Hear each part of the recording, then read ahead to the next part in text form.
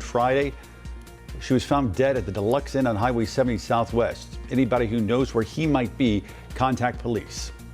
In East Charlotte, one person is in the hospital after an overnight stabbing. Medic confirms the stabbing happened on North Sharon Amity Road near Shamrock Drive. At this hour, we don't know what led up to the stabbing or if police have someone in custody. Good Monday morning at 8 o'clock this morning. Folks who want to lead will have the opportunity to file for public office. It's the first day where residents seeking office can file for the 2025 municipal elections right here in Mecklenburg County. The Board of Elections window will open today at 8 and it runs through noon Friday the 13th. And those folks who are 21 years or older and registered voters who live in the municipality of which they care to run can file. Of course, we'll keep you updated on who we see and what office they're running for throughout the day. And taking you out on the roads now, we've got two big things happening this morning. This first one is going to be that stop and go traffic and congestion that builds up on I-77 southbound at Samford Road, and that is due to an active crash there. In addition, over towards Gaston County, we also have a crash on 85 northbound. This is at Cox Road with the shoulder currently blocked off. A big picture, though, those really are the only two big things happening, so make sure to avoid them as you head out this morning. Majestic.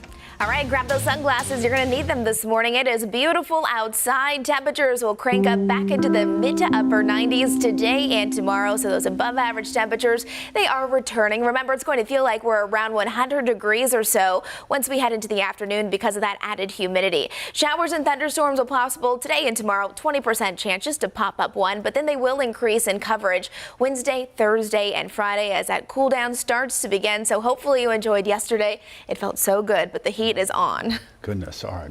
A reminder, the news doesn't end here. We've got breaking news, weather, and traffic all day. We're streaming now on WCNC Plus. That starts at 7 a.m. See you in a few.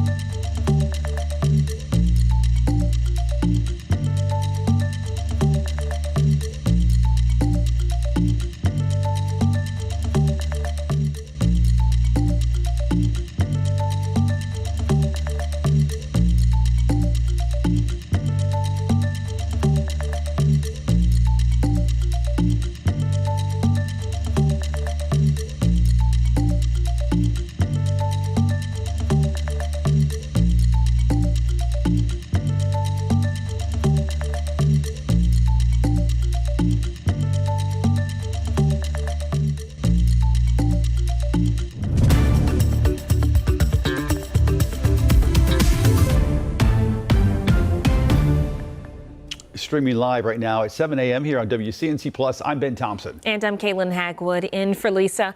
A live look at the roads this morning, and people either headed to work or maybe coming back home from their holiday weekend. We're going to send things over to Becca Birdsall for a check of the roads first. Becca. Good morning, guys. Well, that live view that you're seeing is actually one of the problem spots this morning. Do have reports of a crash on I-77 southbound at Sanford Road. Toll lanes right now are looking good, and this is likely only impacting the shoulder, but you can see that stop and go traffic there. So do keep that in mind.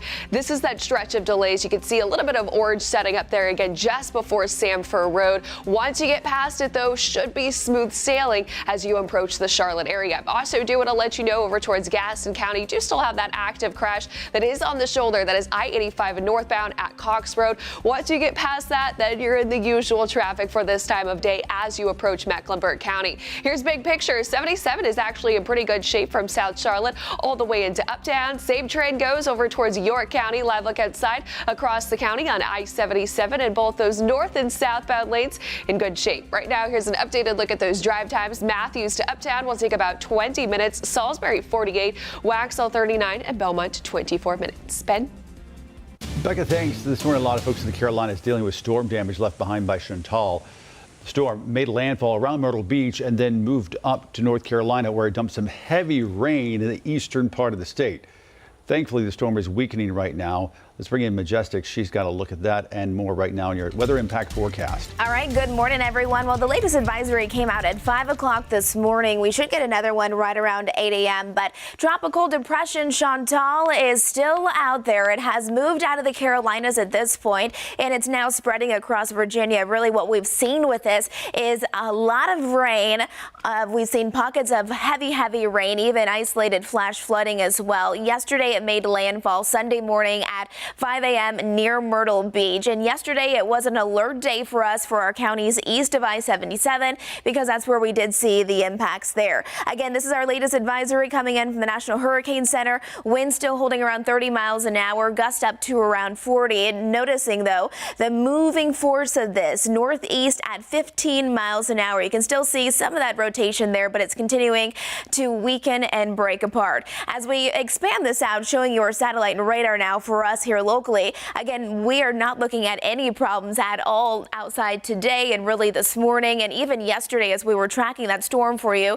The greatest impacts really were east of Charlotte, just like what we were forecasting. You can see some of those rain totals out towards Rockingham, though, did get over an inch of accumulating rain. You can see where really the bullseye was, though, as that storm tracked just off to the north and to the east of our viewing area. A little closer to where it did make landfall out towards North Myrtle Beach here, about 2.5 inches. Whiteville almost 2 inches. So it definitely did bring quite a bit of rain, especially along our coastal communities. Now, as we're looking outside, we just had a camera, but it's been having some issues. We are still seeing some high surf and also some dangerous rip currents, not just today, but tomorrow as well. We're seeing dangerous rip currents today at that high level, and then tomorrow still staying at that moderate level. Should start to die down as we're heading through Wednesday and Thursday, but that's also when we'll start to increase more of those overall rain chances across the Carolinas. So again, this is the track for Tropical Depression Chantal. You can see this is our 5 a.m. advisory. So again, within the next hour, we'll have another update from the National Hurricane Center. Likely it will continue to break apart. We're continuing to watch that, though, as it spreads across Virginia at this point. Taking it back home, though, let's get a look at our forecast. Yesterday, our biggest impacts from Chantal were a lot more clouds. You probably noticed it wasn't that hot outside and the humidity was rather low. Now, we only topped off at 86 degrees. Prior to yesterday's forecast, we had a 17-day stretch where we hit at least 90 degrees. So we got a break from that. And today we're right back to it. 96 is where we'll top off. So it's going to be all about the heat and humidity. But the trade-off today is that it is gorgeous. We'll have plenty of sunshine. This is a live look outside. So great time to get outside if you want to go work out in the yard or you have places to be, things to do. It's feeling nice. Temperatures by the afternoon, though, will feel like we're into the triple digits because of that added humidity. And then by the middle half of our work week, those rain showers will return, but also so will those storm opportunities. Live look here at Lake Norman. What a popular place to be for a 4th of July weekend. Felt fantastic. Temperatures right now, though, about 65 degrees if you're watching from Boone. Good morning to you. 70 out towards Hickory and 71 for Monroe. If you're out in the mountains today, look at those temperatures, feeling really quite nice. Upper 70s for Blowing Rock, low 80s for Banner Elk, little warmer as we head across the foothills, dry and sunny with low 90-degree temperatures. Then as we head towards the Charlotte metro area, mid to upper 90s from Gastonia to Shelby, even right here in Charlotte. But remember that humidity is going to make it feel hotter than our actual air temperature. You can see Rock Hill, good morning. 96 will be your high today and 94 for Lancaster. So you can see our heat index values. And remember, that's a combination of our air temperature and the humidity, what it actually feels like the moment you step outside. A little concerning as we're heading towards that 4 or 5 o'clock hour, feeling like we're at about 101 degrees. So again, if you work outside in the elements, if you have to be outside for an extended amount of time, take breaks from the heat. Also, if you have any young children, make sure they're all good to go. Those temperatures will increase tomorrow as well, and then we'll start to cool it on down. But with that cool down will come more rain chances. Coming up in just a few minutes, I'll be back here detailing out when we'll see more widespread rain and what we're watching for as far as severe storms as well. Kaylin. All right, Majestic, thanks. This morning, volunteers with North Carolina-based Samaritan's Purse are on their way to Central Texas to help support the community after those devastating floods over the weekend. The organization says one of their disaster relief units stocked up with tools and supplies to help. That's right. They're going to be headed to some of the hardest hit areas. Samaritan's Purse says they're going to stay and assist as long as they're needed there. All of this as the death toll has reached 81 and it is expected to climb. Devastating images coming in like you see here overnight as the National Guard there deploys thermal and infrared technology meant to try to find some sort of life. Yeah, in Kerr County alone, 68 people have been confirmed dead, 28 of them kids, among them young girls just trying to enjoy a week at summer camp. This is video of the National Guard evacuating some of those campers. And more videos showing the huge rescue effort that took place by helicopter. Take a look at this. Boats, trucks, anything to save lives. NBC's Jay Gray now on the ground there in Kerrville, Texas. Well, good morning. Want to give you a first-hand look at just some of the devastation. Here you can see the limbs, the debris pressed up against the railing of what is a river walk here. All of this more than 20 feet from the edge of the river and underwater during the most severe flooding. The damage here is overwhelming. There was more rain and evacuations overnight, and forecasters warn those conditions could continue for the next 24 hours. Like the floodwaters tearing apart the Texas Hill Country, the rescue and recovery effort here is relentless. That is where our energy, our resources, and our attention are directed. Nothing is more important than bringing comfort and clarity to those who are waiting and grieving. Hundreds of first responders working around the clock, going into the 4th straight day now. The Department of Public Safety is offering any and every resource that we have to help with those searches, whether it be boat teams, rescue, divers, helicopters, drone operators, drones. High-profile military vehicles, thermal and night vision technology, crews combing the strike zone on foot, others on horseback. This team uncovering the body of a young victim in the debris. We decided we should look in that spot a little bit more before we went back down, and that's when we found it. We covered her with a towel. At least 80 are dead. Dozens still missing, including a group of young girls and their counselor from Camp Mystic. I think while it was going on, I kind of felt like a sense of numbness. 13-year-old Stella Thompson escaped. She and a group of fellow campers led out by the National Guard through debris, overturned vehicles, camp gear and clothes littering the trees, rescue divers in the water. Saying it out loud is making me realize what actually happened and how bad it actually is. A realization so many in Central Texas are struggling with right now. Yeah, and look, with all of the damage, all that's been lost, many here are frankly still in shock, though the one thing they will tell you they haven't lost is hope, and that includes the rescue teams here who stress they are doing just that, searching for survivors, and say that will continue until everyone is found. Jay Gray, NBC News, Kerrville, Texas. And many of the victims were from out of town, as far away as California, including 3 members from the San Francisco area. Neighbors say 52-year-old Mark Walker, 50-year-old Sarah, and 14-year-old Johnny are missing. Johnny's high school has scheduled a prayer vigil for tomorrow. Devastating. An 11-year-old from San Diego is actually speaking out after surviving that catastrophic flooding in central Texas. Kalen Cubana says he's grateful to be home safe with his family, but worried about the others that are still missing. Take a listen. Some counselor from the other rooms which got flooded came into our cabin and said there was a flash flood. Now, we didn't actually know those one because we were higher up, like more elevated. But eventually we looked outside and we just saw like an ocean out there. It's just like completely destroying everything. We saw like whole cabin just floating down, and that's when we knew like things were getting actually real out there. Like we were starting to realize that this was a real natural disaster crisis. So once we got to the business office and the sun started to rise, or it just got more daytime, we saw like the river fully, and it was just, we instantly knew like we gotta go. This is not fun, safe. Because the way we get into our camp, there's like 3 different ways, but mostly we go through on top of a dam, and that dam was just completely flooded at the moment. Counselors, they were amazing during this. Like they had wise decisions as a leader. They took us to safety when they needed to. They made quick decisions. They risked their lives for us, and I think everybody should be grateful for that. By the way, kudos to that 11-year-old boy, remarkably composed, considering what he's been through and what he's seen. So well spoken to be able to tell the story of what so many people can't tell, and just putting that into perspective, being there. We know a lot of folks are going to need additional counseling and support after this. I want to talk a little bit more about how this happened, why it happened. We know that it was a catastrophic flood. Can you talk a little bit more about how something like this could happen? Yeah, I mean, I think there was a lot of different factors. Definitely the weather pattern in general, watching as that rain piled up. But I don't think anyone was really ready for that much rain to pile up so fast.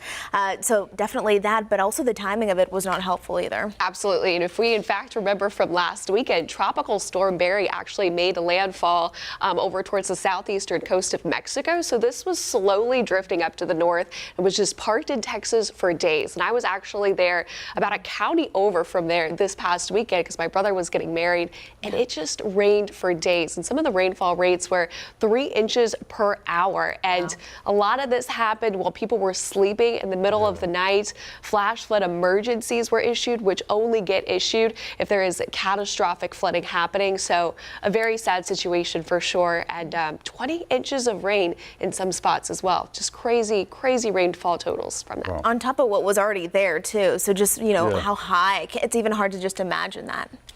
Yeah, and wild weekend of weather because, of course, here in the Carolinas, we were also dealing with a tropical system as well. So it was almost like Texas had its own, and the North Carolinas also had their own as well. Yeah, and we were following that all weekend long, and still, it's a tropical depression right now, Tropical Depression Chantal, and we're continuing to follow those impacts. Here locally, we really didn't have any in Charlotte, and especially not up toward the mountains either, which was good news. We were weather alert yesterday east of the I-77 corridor because that's where the rain was going to be coming down the heaviest, and we were monitoring all day for you to see if flooding and flash flooding did become a concern. Now this morning, as you're heading out the door for your new week, for your Monday, look at how beautiful it is. Plenty of sunshine from Monroe out towards Dallas, even if you're out there towards Lake Norman. Now here's our satellite radar, not seeing any problems for us today as far as significant rain goes. We could see a random pop-up shower or even an isolated thunderstorm, just like what we typically see for our summertime weather pattern today and tomorrow, 20% chance. But notice how it does increase Wednesday, Thursday, and Friday with more of those widespread impacts across our area. So let's time this out for you. Here's about 10 o'clock this morning. It is going to be beautiful. If you're heading out to the golf course, it's going to be a good morning to do that. A little hot though as we head towards the afternoon, feeling like we're into the triple digits, so you might want to get around in earlier rather than later. Now here's 4 o'clock in the afternoon. Could see a pop-up shower or thunderstorm. That's not out of the question, but again, again, only a 20% chance. Into the overnight hours, skies will stay clear, waking up tomorrow morning for our Tuesday. Beautiful sunny skies, and then kind of a rinse and repeat forecast, watching for a pop-up shower or thunderstorm. But again, for our Tuesday, it is going to be very, very isolated. Now, Wednesday is when we'll start to see some changes. Here, 7 o'clock in the morning will be dry, but you'll notice more cloud coverage. By Wednesday afternoon and evening, we're starting to see indication that we could have more coverage move in as far as those rain opportunities go. So rain showers, even brief heavy downpours,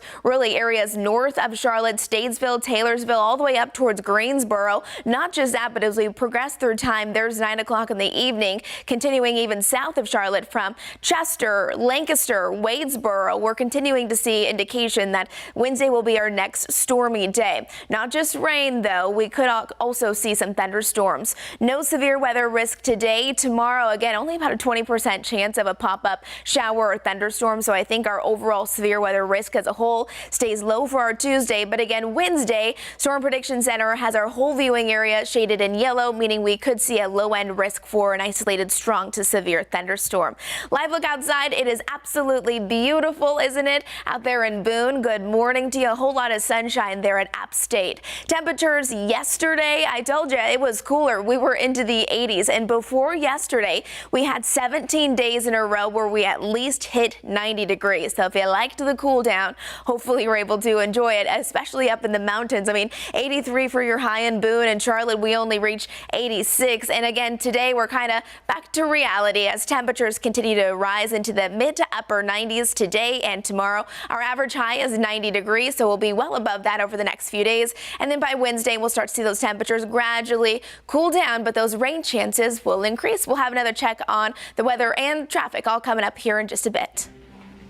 And taking you out on the roads now, this is a live look outside at probably one of the biggest problem spots this morning. This is going to be I-77 at Samford Road. This DOT does not have a view of that crash that is on the shoulder, but of course you can see the stop and go traffic there. Definitely a morning to take the toll lane, as this is the stretch of delays that you will be running to. Will add several extra minutes to that morning commute. Here's big picture. Of course, that's the biggest thing going on. Also have that usual congestion and pile up over towards Gastonia on 85 northbound, but other than that, got this stalled vehicle out there. This is on Weddington Road at McKee Road. Just a few minor delays with this. And then also do want to let you know of a couple of construction projects happening. This one in the Dilworth neighborhood.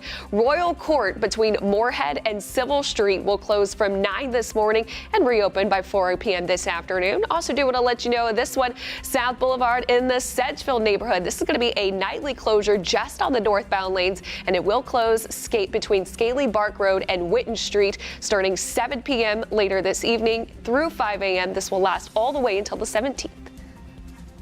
Hi, this is Larry Sprinkle. Time for a Monday trivia. It's all about our nation's first father, George Washington. Since we recently celebrated Independence Day, there's the official portrait. Here's some interesting facts about George Washington. He did not have wooden teeth. They were made of ivory, gold, animal bone, even real teeth. He was mostly self-educated. I think the most interesting fact, he was a skilled dancer. Loved to bust a move. In fact, there he is right there. I don't think that's Martha Washington. Probably just a family friend, as George Washington dances one of his favorite pastimes.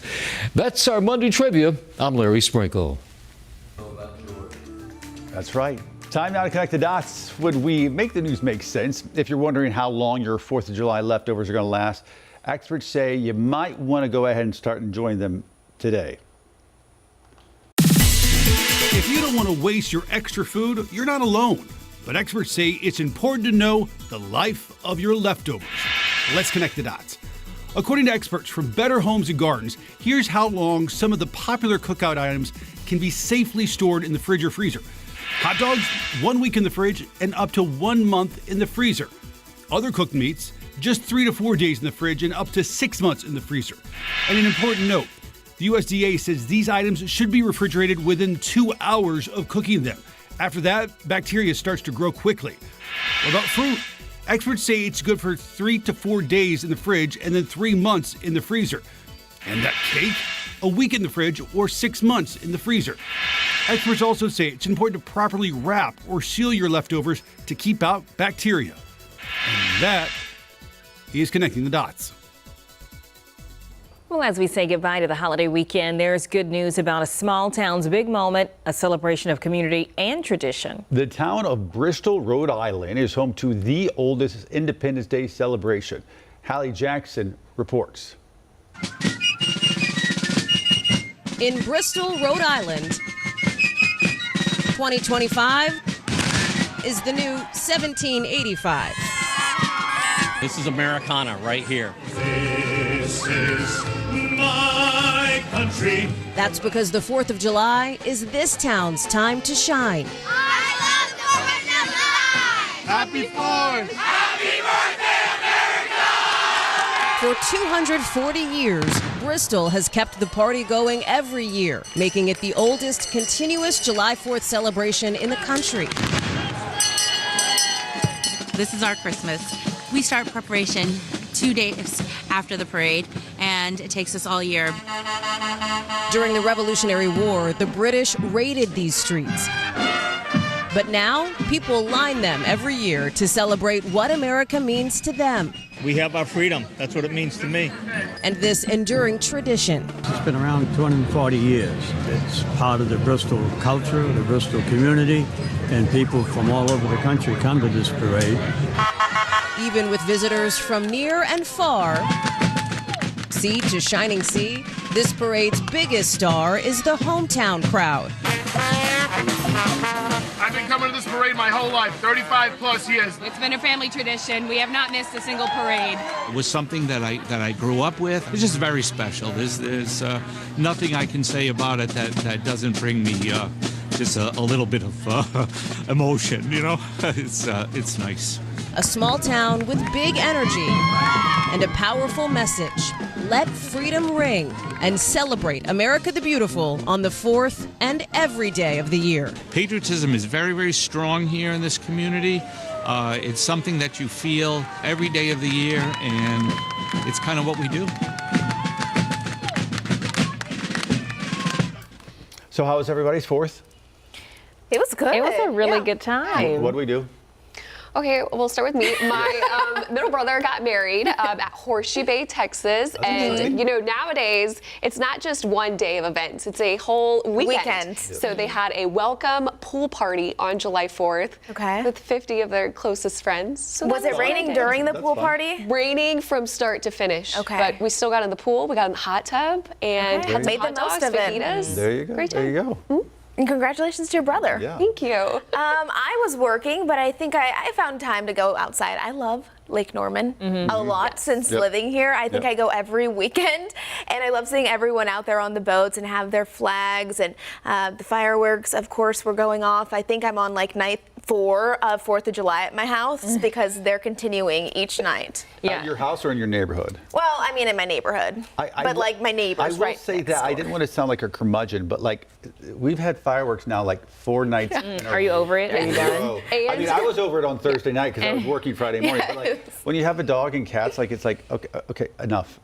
Okay, yes, it's midnight, and when you're enough. on this shift. Yeah, it's like, okay, no more, please, no, please. Yeah. People were very festive this year, I'll and say that. the animals too. They are so reactive to the fireworks. Once they go off, my Great Dane right in bed with me. It's like I don't have room for this, but there's no other way I'm sleeping unless she's right there. How was yours? No, it sounded like a shootout outside my apartment, just all night long. I'm just like, oh my gosh, it's 3 in the morning. Can you guys give it a break? Give it a break. It's okay. Oh my it's all right. And then they're at it every single day. But I had some good time with family, good food.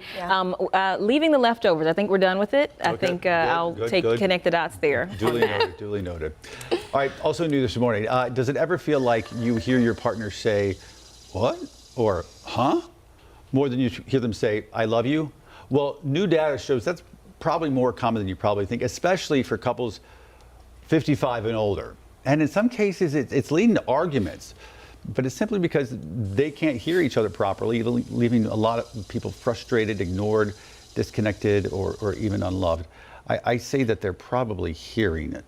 They're just not. Selective hearing. They're not listening, which we are all guilty of at some point. And so when you're like, huh, what'd you say? they're annoyed because you're not paying attention. Right. So no love lost then. Yeah, that's probably what it is more than anything. I feel like I have that issue with my mom. I'll be talking to her, telling her a story, and she'll say, huh? Or she'll ask something that I just talked about. Like, did you even listen to me? I know. Were you even paying attention to me? So I get it. I know. Same. Same. All right. Well, it's also official here. Mel B, also known as Scary Spice, is married. So no hmms here, just I love yous. The Spice Girls icon tied the knot with hairstylist Rory McPhee in a beautiful ceremony on Saturday. There she is, looking gorgeous. Fellow Spice Girl Emma Bunton, also known as Baby Spice, was at the wedding, while Mel C, or Sporty Spice, sent heartfelt well wishes on social media. Interesting. Is that a little spicy drama there? No. Maybe she couldn't make it. Yeah. Spice up your life. All right, 7:25 right now. Live pictures over Uptown. Keep it right here on WCNC Plus. Not just this morning. Leave us on all day long. Now to check your forecast and traffic. Coming up in just a few minutes.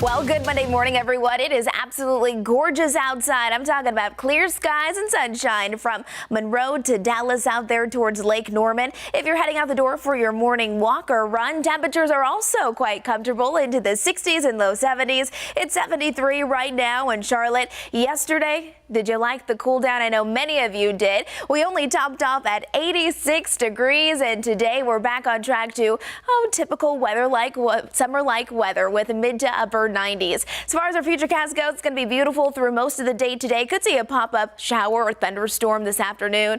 Much of the same as we're heading into tomorrow, starting out gorgeous, and then only about a 20% chance for a storm moving in. Now, Wednesday is going to be a little different. That's when more clouds will start out our day, and then Wednesday afternoon and evening, we'll see more widespread rain move in, plus a few stronger storms not out of the question. You can see our 7-day forecast here. It's going to warm up before temperatures gradually move back to where we should be for this time of the year. Becca, how are the roads this morning? We got two big problem spots out there, including this one. This is on I-77 southbound at Samford Road. We do have reports of a crash, and you can see traffic is slow moving because of it. Definitely a day and a morning to take that toll lane. Also over towards Gaston County, still have this crash on the shoulder. That is impacting I-85 northbound at Cox Road. Will likely add several extra minutes to that morning commute.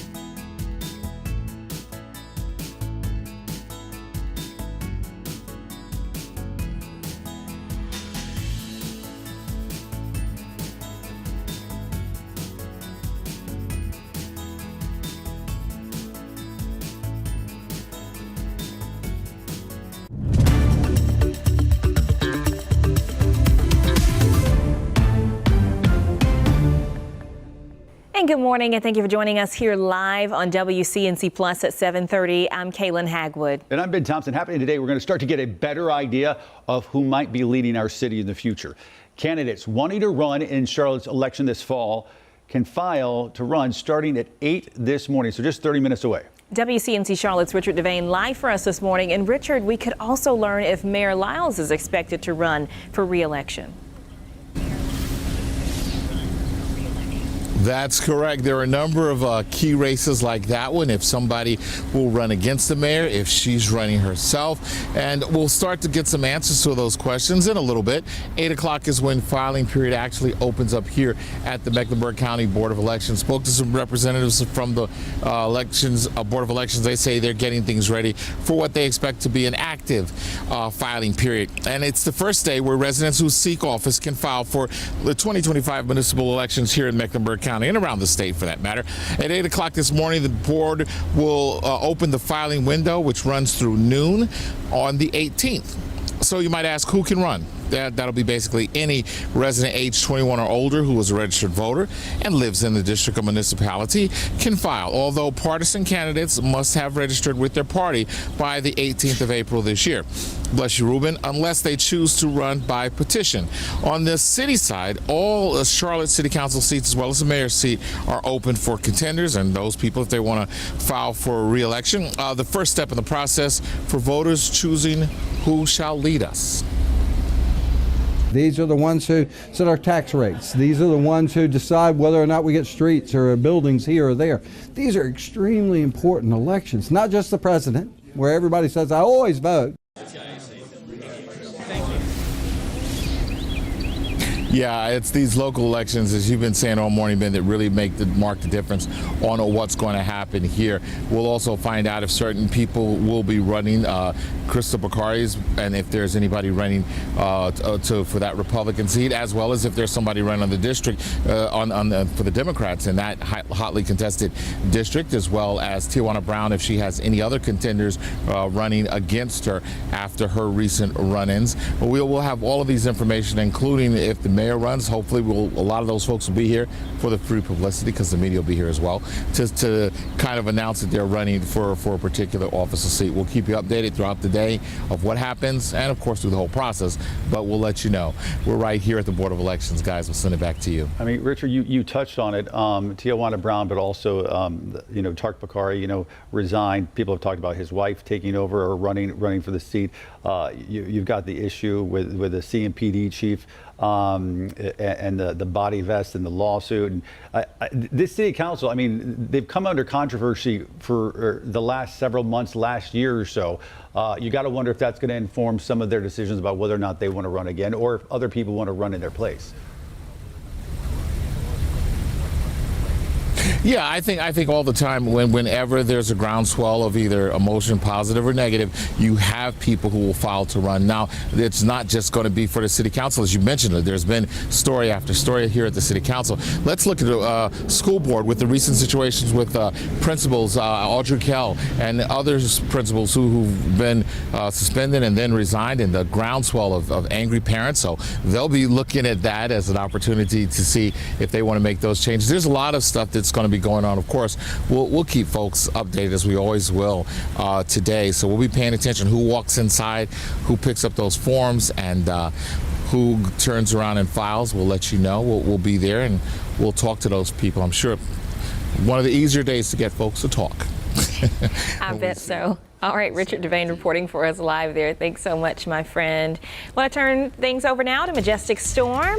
With the look at your forecast, it looks like it's heating up in that suit for Richard, Majestic. It is. I mean, yesterday it was nice into the 80s. Today it's already getting quite warm, but hey, at least it's gorgeous outside. Starting our Monday morning with sunny skies, a live look out there at Lake Norman. If you're having another lake day, today's going to be a pretty good one. It's going to feel like we're around 100 degrees this afternoon because not only are we adding in that heat, but we're also turning up that humidity, not just today, but tomorrow as well. Little concerning if you work outside in the elements. If you have to be outside for an extended amount of time, make sure you're, of course, taking breaks from the heat. You're staying hydrated. If you don't have air conditioning, the next couple of days are going to get hot. So make sure you close your curtains and your blinds and try to get some fans going. By midweek, we're going to see more rain showers move in and even a few isolated strong to even severe thunderstorms. That cool down yesterday felt fantastic, didn't it? We topped off at 86 degrees. Now, prior to yesterday's high of only 86,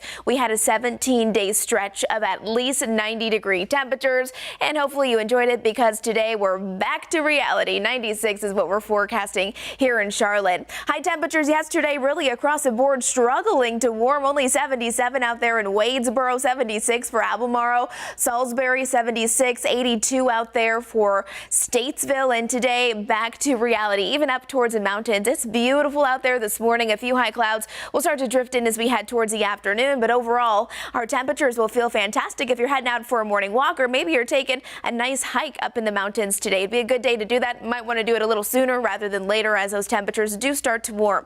93 degrees today out there in Morganton, 90 for Hickory. As we're looking at the Charlotte metro area, a little warmer. 96 is where we'll top off if you're in Charlotte or Gastonia, even there in Shelby. 96 is your high there in Rock Hill, and 94 for Lancaster. Now, in addition to the heat, remember that humidity is going to make it feel like we're into the triple digits, especially between 4 and 5 o'clock around 101. So keep that in mind if you're taking the kids to the splash pad. Everyone will need to take some water breaks and sunblock breaks, that's for sure. Not just today, but tomorrow we get even hotter, a high of 97 degrees.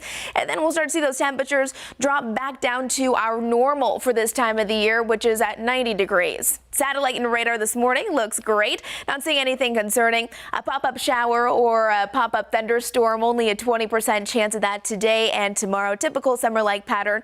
But Wednesday, Thursday, and Friday, we'll start to see more impacts move in.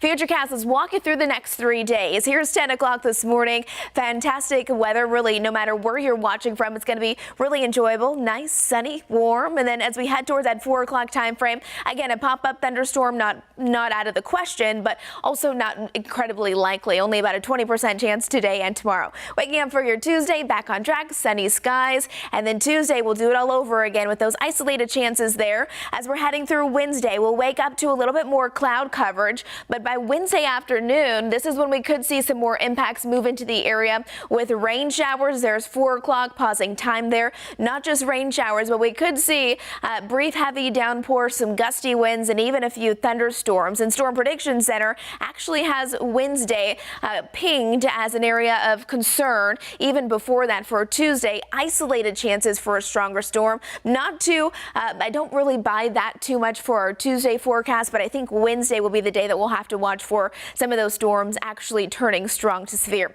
7-day forecast as you're planning your new week ahead. 96 degrees today, 97 tomorrow. If you're taking your kids to a summer camp today, make sure they have plenty of sunblock. As we're heading through the middle half of our work week, that's when those temperatures start to cool just a little bit, and then those rain chances will become a bit more widespread. All right, Becca, how are the roads? What do people need to know if they're heading out the door this morning? Roads are looking pretty good, especially across York County as we take a live look outside from our South Carolina DOT. 77 looking good in both directions, even as we approach Gold Hill Road as drivers head closer inbound into Mecklenburg County. Right now, here's an updated look at those drive times. Matthews to Uptown, 23 minutes. Salisbury up to now, 52. Waxhaw, 39. And Beaumont, 24 minutes. Do want to let you know of this new crash on the board, and this is on I-85 southbound at Sugar Creek Road, and you can see that stretch of oranges there indicating some pretty significant slowdowns as you head from Salisbury all the way down into the Uptown area. Also want to let you know of this crash still on the shoulder that is 85 northbound at Cox Road. Zooming out, big picture, lots of color on the map, so allow yourself plenty of extra time as you head outdoors this morning. All right, Becca, thanks. If you're planning to take cats on your ride home, riders are going to see some routes that are going away, others expanding service. CAT says it is discontinuing the North Mecklenburg Village Rider, Davidson Shuttle, and Route 47X. Riders in the northern suburbs and North Lake Mall area will transition to using CAT's Micro, the on-demand rideshare service. Meantime, CAT is adjusting schedules on several bus routes and the Blue Line to improve reliability. You can find details on all of these changes inside the free WCNC Charlotte News app. And speaking of changes, Amtrak will be canceling some trains today due to the severe weather conditions that follow from the weekend. This includes some trains heading to Raleigh. Just make sure you check the website or call ahead to the train station before you head out. Well, this morning, a Charlotte-Mecklenburg police officer is recovering after being shot Sunday while off duty, responding to a disturbance at an uptown apartment complex. We're told it started as a call for help just after 6 a.m. outside the Asher Apartments in Uptown. That's on North Church Street. Investigators say a struggle broke out between the officer and a suspect, and in the midst of it all, the gun went off, hitting the officer in the leg. When you're dealing with people that are involved in some sort of disturbance or heated argument, with another person, and then the officer tries to de-escalate that, and then it escalates up, things happen very quickly. This morning, the shooter is still under investigation. Well, July is Fibroids Awareness Month, and local hospitals are seeking solutions for women living with them. One local woman shares her story on how an alternative treatment provided by Atrium Health has helped her recovery. WCNC Charlotte's Bria Smith has more on her story. This is not the norm. I should not normally feel like this. I should not feel this drained. I didn't feel like myself. It's how Shanika Jefferson describes her symptoms before being diagnosed with fibroids in 2023, including things like frequent menstrual cycles, heavy bleeding, and severe cramping. I was energy drained during that time. I didn't know when it was going to come on. I didn't know when it was going to go off. I could not pinpoint it. It was heavier, painful. Jefferson's story being an example of the importance of months like July, which bring more attention to fibroids awareness. But just that initial thing of listening to your body, because when we get our annuals, we always think that's our preventive care. But then you think about a fibroid, you don't know you have it until it's consumed your body. Studies show 80% of Black women will experience uterine fibroids in their lifetime. Jefferson says stories like hers and more awareness can promote proactivity and early detection. I asked about all of my options because surgery was not an option for me. 3 months down, I could not do. I'm a single mother. I didn't have anyone to take care of me nor my child in that capacity. I couldn't do the mastectomy because that's still 6 to 8 weeks down. But ultimately, Jefferson says it comes down to knowing and listening to your body when deciding the right treatment for you. Knowing that Sonata was out there, there was no downtime, of course, other than the day of the procedure. But just knowing that that option was there to where even if I never have children again, it's just for me, it was the peace of mind of knowing I don't have to go through this process of being cut on. It actually shrinking it and me starting to actually say, okay, this is working. If you're someone suffering from fibroids and want to learn more about Jefferson's story or about the Sonata treatment, visit WCNC.com. In Charlotte, Bria Smith, WCNC Charlotte. 7:23 right now here on WCNC Plus. Hey, after the big 4th of July weekend, keep this in mind. We now know the city's animal shelter reunited 4 dogs with their families over the weekend after, they all ran off during fireworks. That's why we always say that in the week leading up to be careful about this. If your pet is still missing as of this morning, CMPD Animal Care and Control says check its website, and if not there, go visit the main shelter in person. And check this out. A Holly Springs teen is making waves with his new environment-saving idea, protecting coastlines one swimsuit at a time. 17-year-old Holden Bierman has grown a pandemic project into a global swimwear company called Coastal Cool. He created an entire product line with funky designs made of recycled material. Our fabric is a lightweight, it's a breathable, it's a 4-way stretch fabric, and it's made from plastic bottles. We removed 20,000 plastic bottles in 2024, and we removed over 1,000 pounds of ocean plastic. Well, Bierman's business has gone from mainly word of mouth to having more than 100,000 followers on Instagram, and he ships to more than 15 countries. Now, take a look at this. A firework display gone wrong. A boat that had been modified into a fireworks platform Friday night malfunctioned during a 4th of July show. Well, according to the Alabama Law Enforcement Agency, 6 people were injured and taken to the hospital for treatment due to the unlicensed display. Authorities are saying firing over crowded areas, marinas, or boats should be avoided as embers can land and start fires and cause things like this. Now back here at home, Charlotte Fire is telling us a rooftop fire was caused by fireworks. It happened on South Kings Drive in Midtown. You can see the location there. Luckily, no civilians or firefighters were hurt in this incident. All right, 7:45 right now on WCNC Plus. We're taking a live look right now of the situation there in Central Texas. A reporter you see in the center of your screen looks like he's getting ready to do a live report. We don't have control over this camera, but we wanted to give you a sense of where things are right now. Obviously, a damaged vehicle there in front of them. As of this morning, as the daylight comes up and we get to see more of the damage there, we know there in Central Texas, at least 81 people are dead. At least almost 30 of those are kids who were at a camp there in Central Texas. We also know the president's going to be coming there to the area later on this week to get an assessment of how serious the damage is right now. Yeah, and they're still doing a lot of search and rescue efforts as we speak. The White House now on the defensive, with some officials being criticized about funding cuts and shortfalls of the National Weather Service, and if that led to underestimating the rainfall here. Yeah, the president is going to visit the area towards the end of this week, and NBC's Alice Barr is following the developments from Washington this morning. President Trump back in Washington pledging support for flood-ravaged Central Texas and planning to visit later this week. I would have done it today, but we'd just be in their way. While pushing back on questions about whether cuts to the federal government left key vacancies at the National Weather Service. They did not.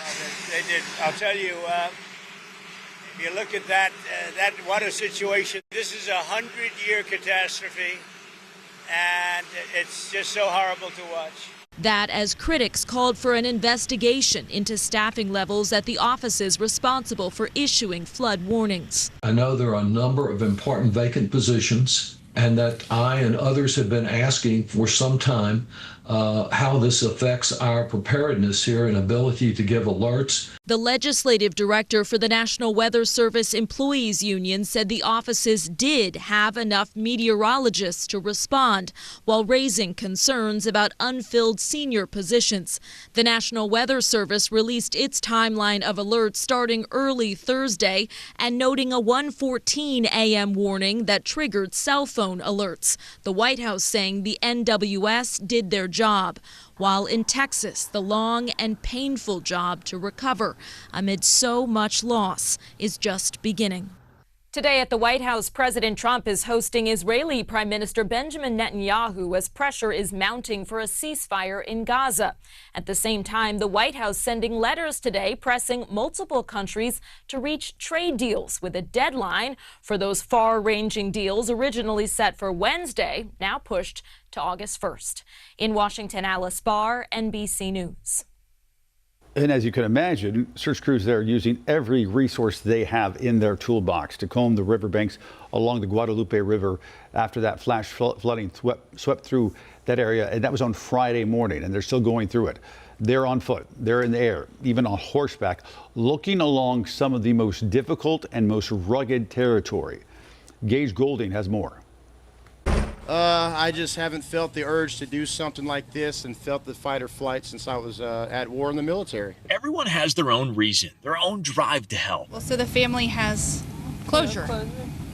They know where they're missing. They're not missing. They know where they're at. They know they're found. Here, we call that Texans helping Texans. And by the hundreds, they came out in the hill country to find their neighbors, their friends, people from the next town or two over. Odds are it hasn't been searched, so we're going to give our efforts, and yeah, well, hopefully it turns out something positive. Garrett Hugo and his buddy paddling up the Guadalupe River. They started here in Center Point, getting a unique perspective of the now torn up riverbanks that twist and turn through these small communities. I'm looking for survivors. I'm looking for unfortunate non-survivors so they can have a final resting place. On the banks, people hiking, looking in the now gigantic piles of tree trunks and torn up trucks that litter the river. In the sky, helicopters are scanning for anything that might lead them to answers. And on horseback, volunteers are bringing those answers to families. We decided we should look in that spot a little bit more before we went back down. and that's when we found it. So the girl that was with us was like, I feel like we need to really look, like I'm drawn to this tree, and Sure enough, she was right. I walked up and he was kind of hesitant. And he looked down and there she was. Different, yeah, it takes a while to process it. We covered her with a towel. That's the reality of what our first responders and volunteers are seeing. It's incredibly hard and emotional.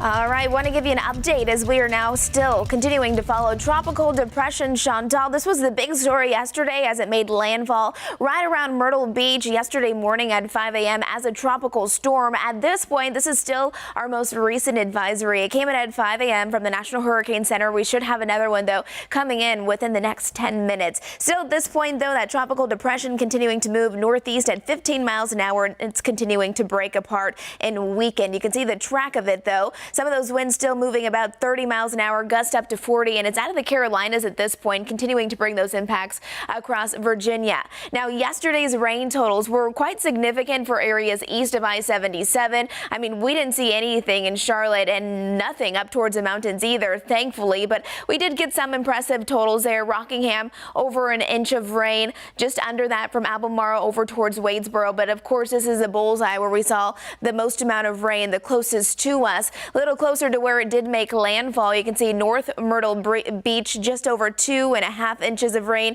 And then as that storm tracked north and west, it just dragged in a lot of rain with it. So the good news is it is weakening, but the bad news is that the rip current is still very dangerous today. High levels today, moderate tomorrow, Wednesday and Thursday. It should be back to low. Taking it on home, though, it is beautiful outside for our Monday morning. We have plenty of sunshine. You can see here at Lake Norman, if you're heading out to the lake today, probably be a pretty good place to be, because at times it's going to feel like we're over 100 degrees because of the return of both that heat and humidity. By the middle half of our work week, those rain and storm chances, they will increase. Did you like the cool down yesterday? I thought it felt fantastic. Temperatures only got to 86 degrees in Charlotte, and before that we had an extended stretch of 90-degree temperatures for 17 days in a row. So hopefully you enjoyed yesterday, because today we're forecasting the return of 96 degrees for our overall high. There's a quick check at those temperatures. Our daytime highs yesterday, really putting into perspective the impacts that we got here from Tropical Storm Chantal. Really, it brought in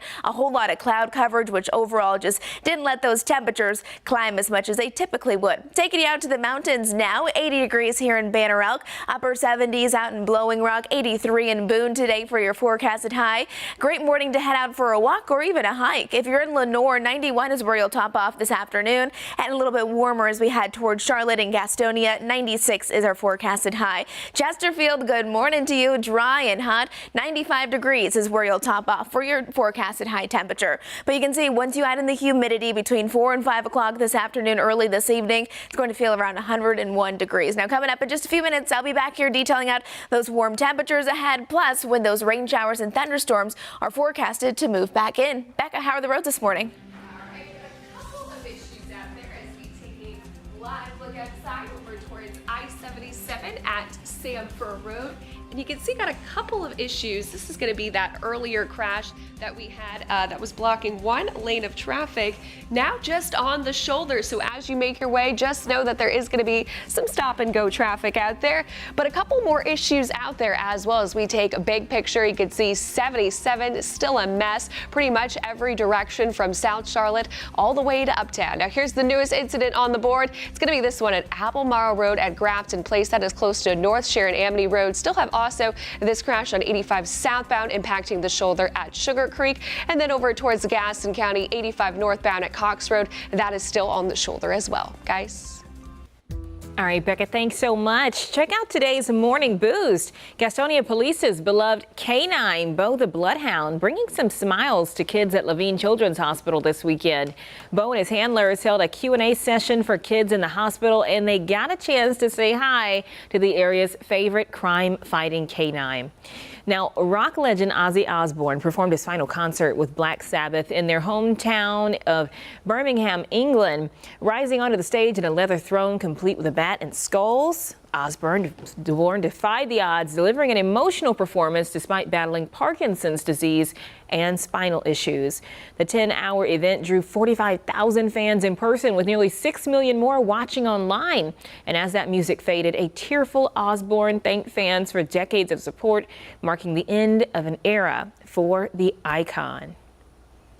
So why am I here? And now Larry Sprinkle. It's interesting. In the past, in another lifetime, I had a chance to work with Ozzy in a movie called Trick or Treat, which was out in 1986. It's called a high-tech horror movie. And in this film, he plays, you'll see the picture, he plays an anti-rock and roller crusader. I play the part of a talk show host who's interviewing him on this TV show about how much he detests rock and roll. And in the scene, I don't have it right here, but he holds up some of his albums saying, look at this right here. What are these people doing to our children? They're ruining their minds. But it's called a high-tech horror movie. There's no blood in it. And there's a guy who seeks revenge after being picked on as a kid, and played by Mark Price. Gene Simmons from Kiss is also in it. But people are eliminated, but electronically. It's a really bizarre film, but it's become kind of a trick. It's a Halloween little, I would say, kind of obsession for some people. It just released on Blu-ray last year. I mean, and then after he appeared with you, that's really when he got his fame. Oh yeah, that's without a doubt. Right. Actually, when I shot this, worked with him 3 days, he was totally straight, really nice guy. That was back in 1986 when we shot that. And if you saw the picture of him, his hair was braided down. He looked at himself and goes, you know, if my mom saw me, she'd have me come back to England and be a truck driver again. That's Ozzy. There you go. Larry Sprinkle got a story for almost everything. Everything. Right, that's right. Well, we're going to take a quick break here, but keep it on WCNC Plus. We're going to have a check of your weather and traffic in just a couple minutes, and then we'll have more breaking news and headlines coming up at 8.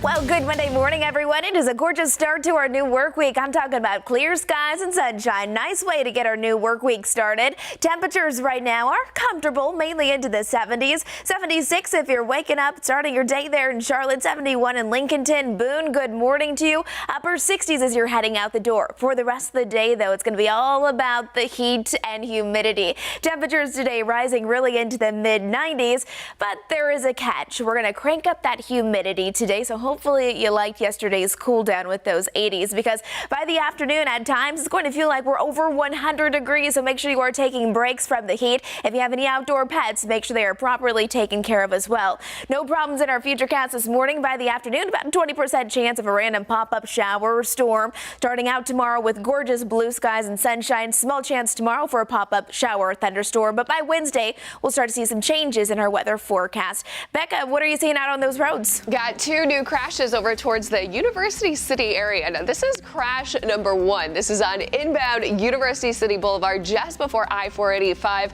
But we also have crash number 2 in the exact same spot. Now, one of them is on the shoulder, but the second one is blocking that right-hand lane there. So 3 out of the 4 lanes are currently open. Here's big picture as you make your way out. Just allow yourself plenty of extra time as 77 northbound coming from South Charlotte to Uptown, still very packed.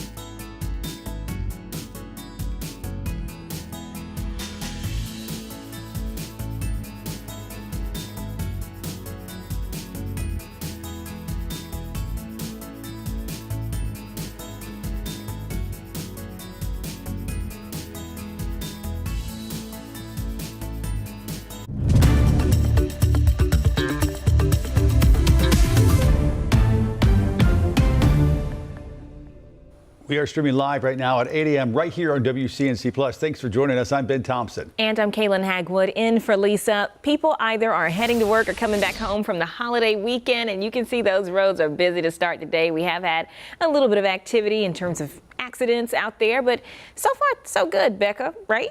No major issues out there, so that's what we've got going for us on this early Monday morning. But of course, do have a couple of problem spots. One of the slower spots this morning is, of course, I-77 over towards South Charlotte, Live Look Outside over towards Nations Ford Road, although no reports of any incidents right now on 77, which is the good news. Live Look Outside over towards York County, I-77 at Gold Hill Road, just a little bit slow as drivers head closer inbound into Mecklenburg County. Now, we've got two crashes in the same area. This first one is going to be inbound University City Boulevard before I-45. That first crash was on the shoulder, and then 10 minutes after, we got a second crash in the same location, now blocking one lane of traffic, so that is causing some delays in and around that area. Here is big picture. Still got this crash over towards East Charlotte, and a big stretch of delays there. This is on the intersection of Harrisburg Road at Missenheimer Road. And then also this one, East Charlotte, that is Albemarle Road at Grafton Place, still causing a hefty stretch of delays in and around that area. Guys? All right, Becca, I'll take it. Thank you. This morning, a lot of folks in the Carolinas dealing with storm damage left behind by Chantal. The storm made landfall around Myrtle Beach and then moved north up to North Carolina, where it dumped heavy rain in the eastern part of the state. Thankfully, the storm is weakening right now. Let's go ahead and bring in Majestic right now.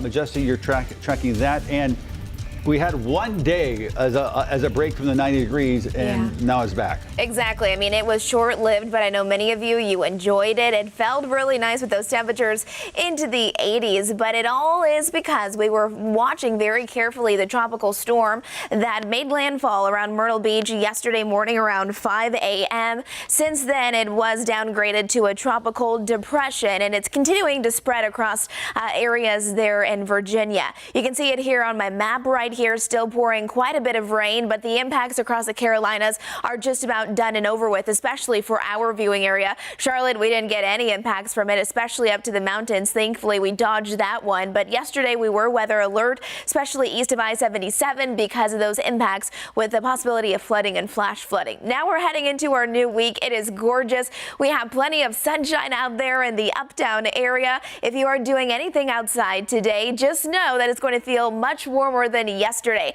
Again, yesterday, all we got to was 86 degrees. Yeah, we had quite a bit of cloud coverage out there, but it was nice because before yesterday, we had 17 days in a row where we hit at least 90 degrees. And today, there we go again. 96 is what I'm forecasting for our overall high. Look at those temperatures, though. Yesterday, struggling to warm, especially east of the I-77 corridor from Wadesboro up towards Albemarle, 76, 77 degrees. And remember, it's really because the impacts of what was Tropical Storm Chantal, all those clouds and scattered rain showers, heavy at times for those counties specifically. And then today, there we go, back on track to what we would anticipate for this time of the year. Although we are a bit warmer than where we should be, our average high temperature is 90 degrees, and today in Charlotte, remember, around 96. It's beautiful, though, a nice trade-off if you're heading out to the lake. Maybe you're heading out to go fishing this morning.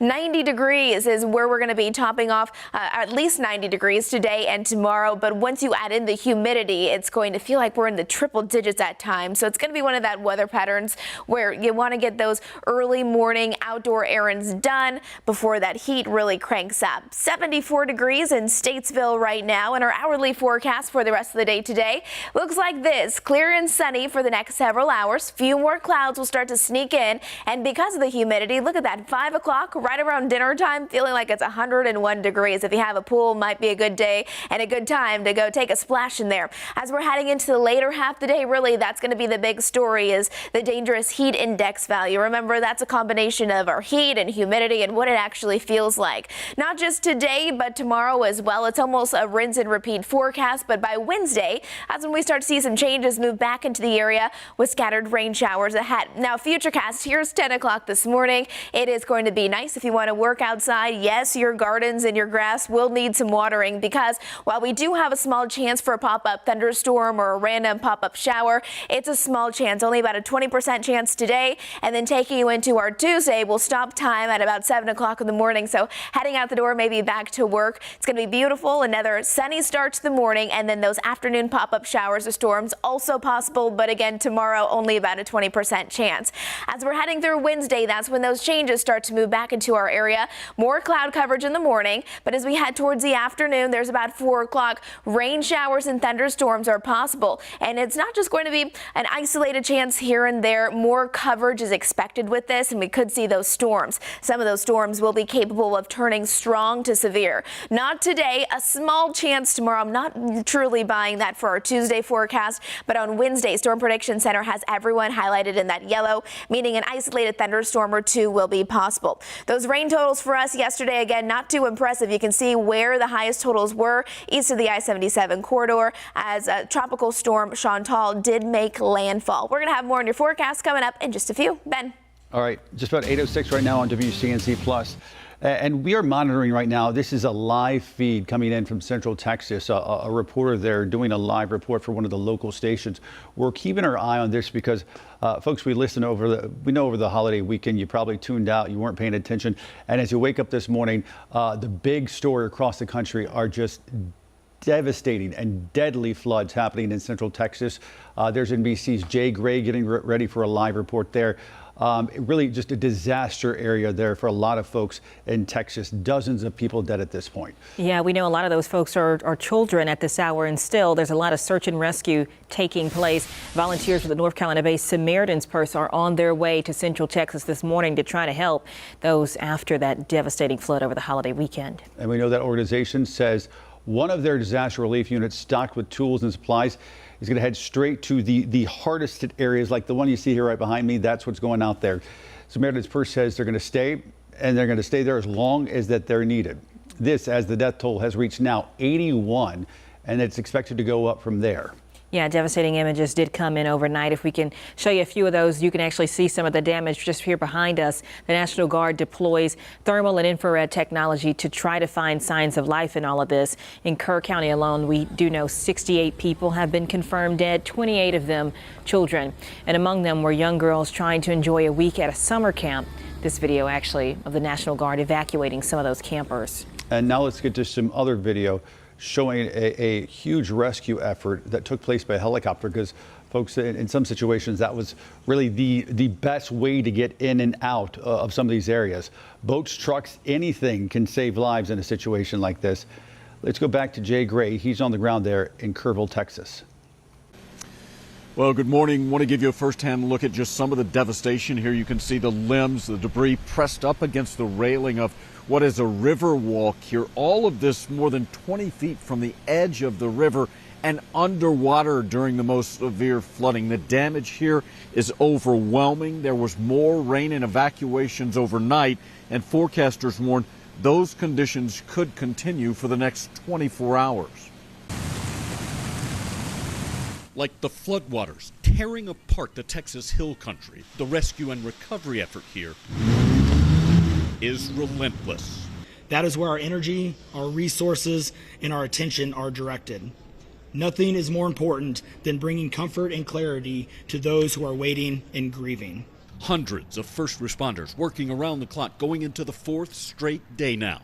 The Department of Public Safety is offering any and every resource that we have to help with those searches, whether it be boat teams, rescue, divers, helicopters, drone operators, drones. High-profile military vehicles, thermal and night vision technology, crews combing the strike zone on foot, others on horseback.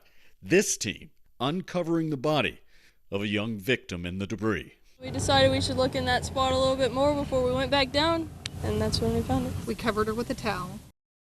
At least 80 are dead. Dozens still missing, including a group of young girls and their counselor from Camp Mystic. I think while it was going on, I kind of felt like a sense of numbness. 13-year-old Stella Thompson escaped. She and a group of fellow campers led out by the National Guard through debris, overturned vehicles, camp gear and clothes littering the trees, rescue divers in the water. Saying it out loud is making me realize what actually happened and how bad it actually is. A realization so many in Central Texas are struggling with right now. Yeah, and look, with all of the damage, all that's been lost, many here are frankly still in shock, though the one thing they will tell you they haven't lost is hope, and that includes the rescue teams here who stress they are doing just that, searching for survivors, and say that will continue until everyone is found. Jay Gray, NBC News, Kerrville, Texas. And we're learning a lot of the victims were not from there. They were from all over the place, including California. 3 members of a family there in the San Francisco area. Neighbors say 52-year-old Mark Walker, 50-year-old Sarah, and their 14-year-old son Johnny missing as of this morning. Johnny's high school scheduling a prayer vigil for tomorrow.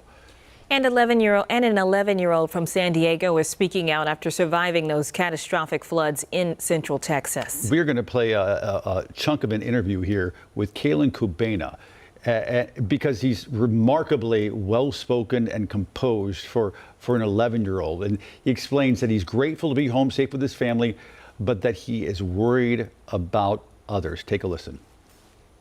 Some counselor from the other rooms which got flooded came into our cabin and said there was a flash flood.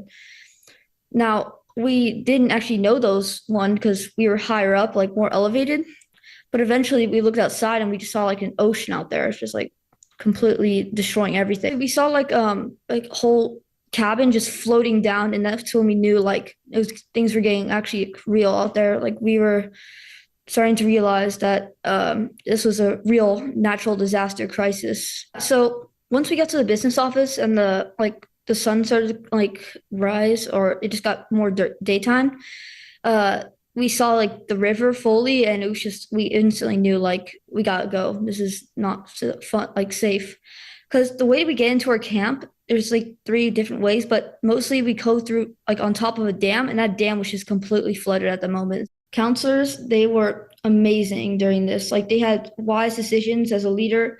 They took us to safety when they needed to. They made quick decisions. They risked their lives for us. And I think everybody should be grateful for that. Wow, 11 years old. To be able to compose yourself and speak like that eloquently is quite impressive. Such a well-spoken young man, and we know this is all caused by catastrophic flooding. I wanted to get you guys' input. Tell us a little bit more about how something like this could happen. Well, there's multiple things I think that did to it. When we were here over the weekend, we were tracking, of course, our tropical storm across the Carolinas, but like Becca mentioned, the remnants of Barry impacting parts of Texas, and it kind of just sat there, and it rained for so long and really piled up, and kind of that area, how the water could just rush from the mountains and fill up a riverbank so fast. But over 20 feet in less than an hour is just crazy. Yeah, and when you look at those images, it's very reminiscent of what we saw with Hurricane Helene, especially over towards western North Carolina. And both of those areas actually have similarities. They're in very flood-prone areas just because of the elevation. And sometimes when you get those intense rainfall rates, 3 inches per hour, it can really overwhelm rivers and creeks and come down at just an accelerated rate, which is exactly what we saw with those flood warnings. It has nowhere to go. Yeah. Exactly. It goes down to all those valleys and then sweeps buildings, people away.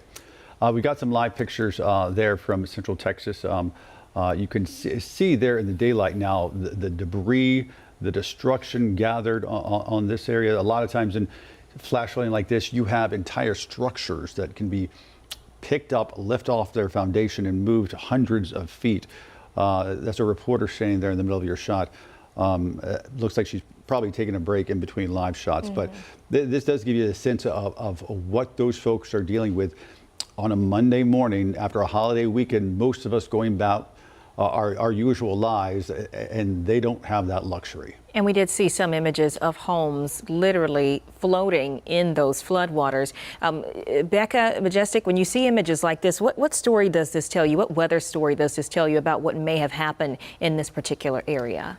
For me, it really tells the story of how powerful water is. And again, looking at these images, reminds us of the damage that we saw firsthand from Hurricane Helene. And I will say that they're not totally out of the woods yet. Of course, they've got a lot of storm cleanup and rescue efforts, but there are active flood watches still in effect for today, and a couple of flood warnings that have been issued in and around the Austin area and the Texas Hill Country. So, of course, our thoughts and prayers are with them. I do want to say just real quickly, I think this is probably the photographer. We don't know these people. We don't have control of this shot, but seeing him go up and just a second ago, and you could see him assessing the looking all situation. around. And it's a testament to journalists, like people we know, people at this station, people we've worked with, who even, you know, the hardened of hardest journalists, the most jaded, when you go to these scenes and you're in work mode, you take a second and then you start assessing, like, my goodness,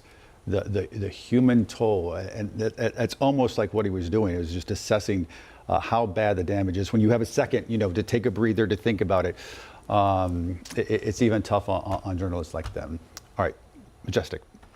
All right, well, let's switch gears. I want to focus in on what we're doing here locally, because over the weekend we were following a lot of different ongoing things. I want to take you out to Myrtle Beach right here, because we were actually tracking and following very carefully Tropical Storm Chantal. It was a tropical storm, now a depression, but it made landfall around 5 a.m. on Sunday around Myrtle Beach right here. You can see it's actually beautiful out there right now. Some big changes, that's for sure. You can see this is still what's ongoing here. The tropical depression is now out of the Carolinas. It's continuing to track off to the north and to the east, 15 miles an hour. It's continuing to break apart, but still bringing some pockets of heavy rain across Virginia. You can see the track of it as it continues to move off to the north and to the east throughout the day today, and then eventually heading out towards the Atlantic by the end of the day today. Now, one thing we were really focusing on was our concern when it came to flooding and even flash flooding. I mean, thankfully, we didn't see any major impacts whatsoever across the Charlotte metro area, and didn't see that in the mountains either.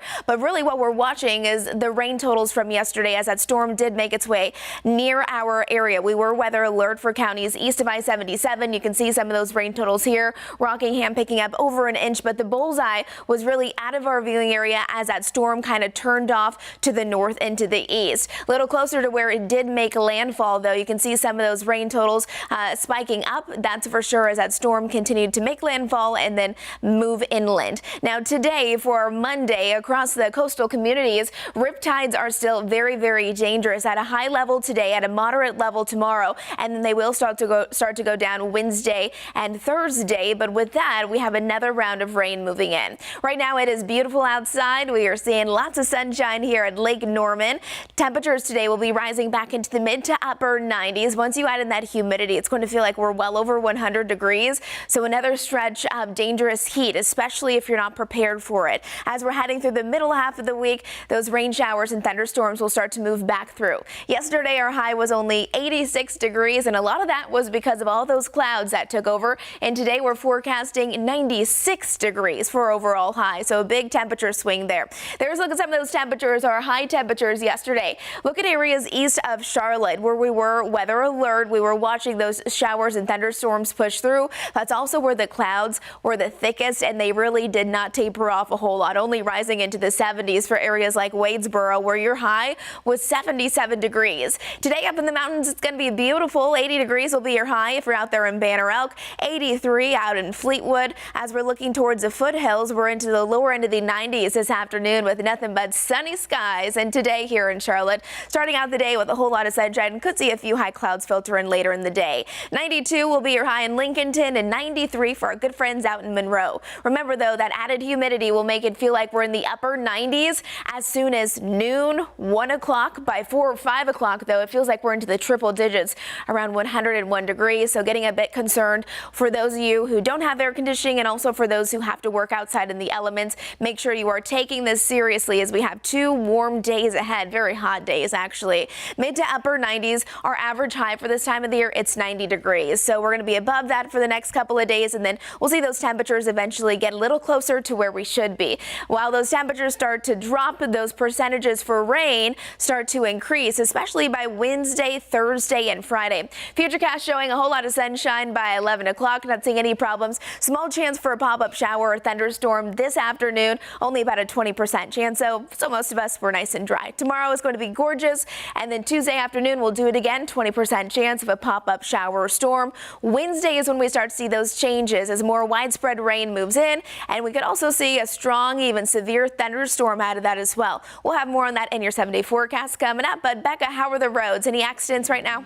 A couple of issues out there, but no major ones. So that's what we've got going for us. Live look outside from one of the good spots this morning. This is I-77 just north of Griffith Street, and I'm not seeing any issues on both those north and southbound lanes. Now, I do have this issue. We've got two crashes actually in the same area. The first one is on the shoulder. This is inbound University City Boulevard just before I-485. The second crash happened in the exact same location. However, it is blocking that right-hand lane there. Here's big picture. Newest accident on the board is over towards East Charlotte, and this is impacting Shamrock Drive at the intersection of Sharon Amity Road. Just minor delays with that one. And then still have this active crash, I-85 southbound at Sugar Creek Road, that currently has that shoulder blocked. And also do want to let you know of this happening in the Dilworth neighborhood. This is a one-day construction project that is going to close Royal Court both directions between Moorhead and Civil Street. That closes starting 9 this morning. It does reopen by 4 p.m. this afternoon.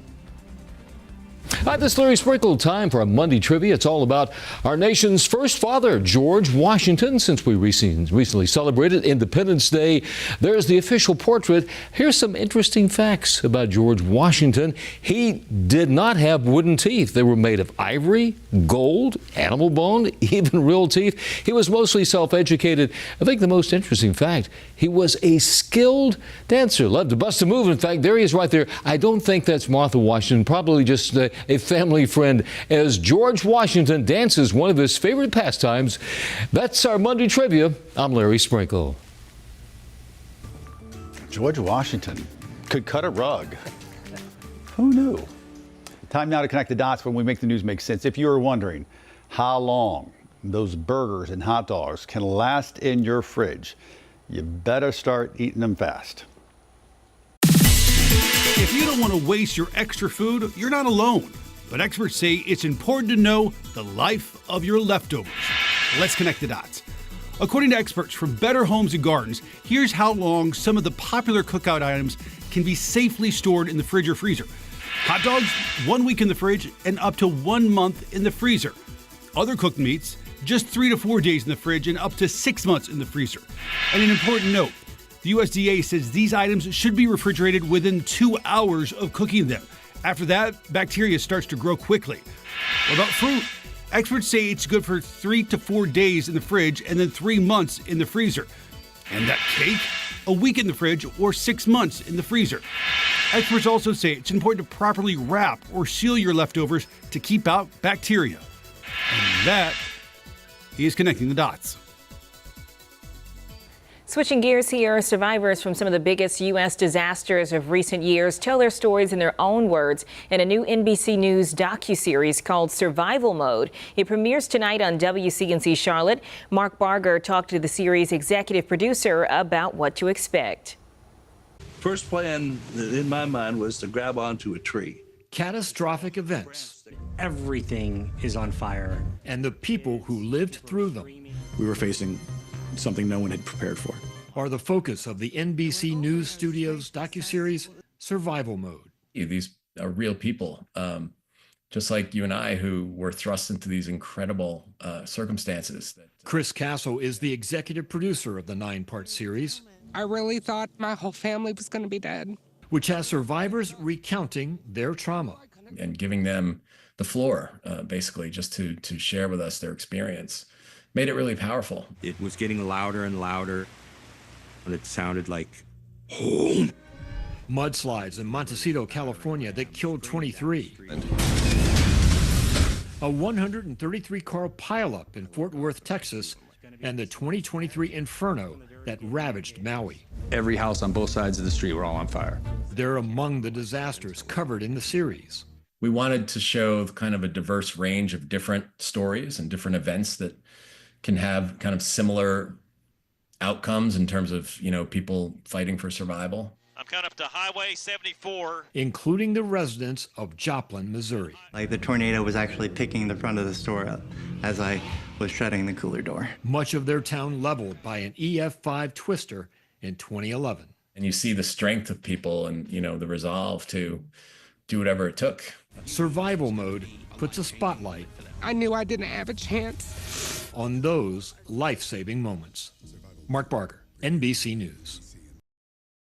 Well, tonight's episode will focus on that twister in Missouri. You can catch it on WCNC Charlotte tonight at 10 p.m. We are no stranger here in the Carolinas to big events, so I'm sure we might even be on one episode. And I think when you hear the name Joplin, I mean, especially when you talk to meteorologists, everybody knows exactly what happened, how it happened. It's one of the more famous in modern history.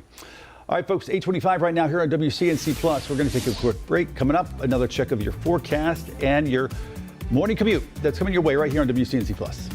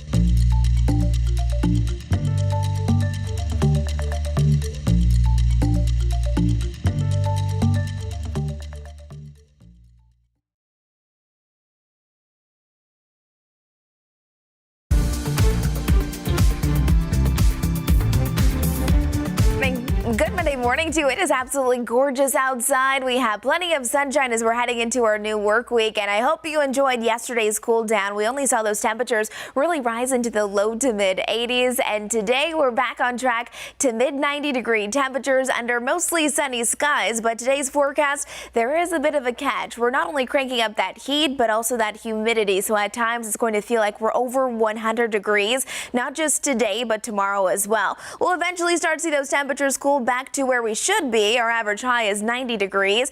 By Wednesday, Thursday, and Friday, temperatures cool, but at the same time, those rain chances will increase. So a spotty shower or storm not out of the question today or tomorrow, but really we'll start to see those changes by the middle half of our work week. Here's 4 o'clock this afternoon. While most of us are sunny and dry again, can't rule out a passing shower or storm. And then waking up tomorrow morning for our Tuesday, waking up to a gorgeous start to the day. More sunshine, pop-up shower, not out of the question, but by Wednesday, you can see we will have more opportunity for widespread rain, and also some strong storms will be possible. There's our 7-day forecast there. It's going to be hot over the next couple of days. Stay close to our weather team. Becca. And traffic starting to improve out there. One of the spots is over towards York County. A live look across the area from I-77. Both those north and southbound lanes looking good. Do want to let you know of 2 crashes in the same area. This is impacting inbound University City Boulevard just before I-45. That shoulder and that right-hand lane is currently blocked off, an area you'll want to avoid.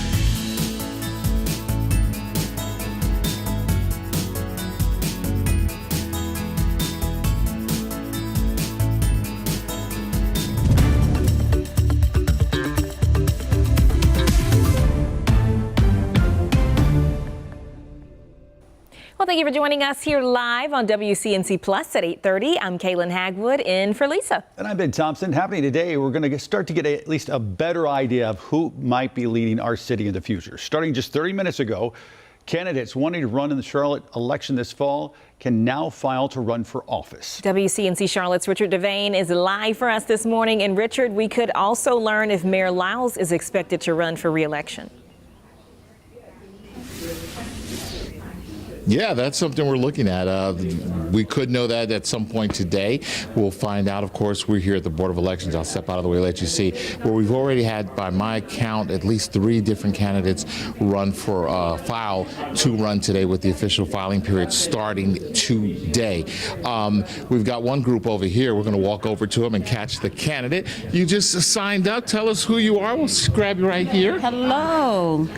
I'm Shemaya Haynes, and I'm running for District 2 School Board. The most important question is why? I'm running based on the fact that I am a parent of CMS, a West Charlotte High School graduate, a current high school graduate, and I've had concerns in education for a long time, and this is one of the most democratic ways to solve problems, and it's also one of the ways in which we can improve things. Now, I would say you're running against an incumbent, but the incumbent's not run. Come here. You've been on.